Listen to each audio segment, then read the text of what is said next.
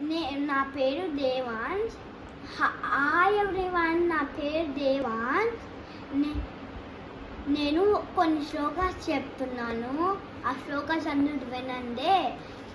వక్రతుండ మహాకాయ కోటి సూర్య సమప్రభ నిర్విఘ్నం కురు మే దేవా సర్వకార్యేషు సర్వదా.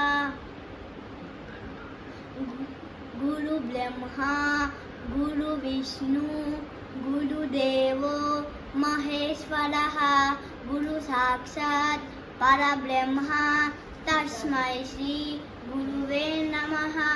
అసతో మా సద్గమయ తమసో మా జ్యోతిర్గమయ మృత్యోర్మా మృతంగమయ. ఓం శాంతి శాంతి శాంతి.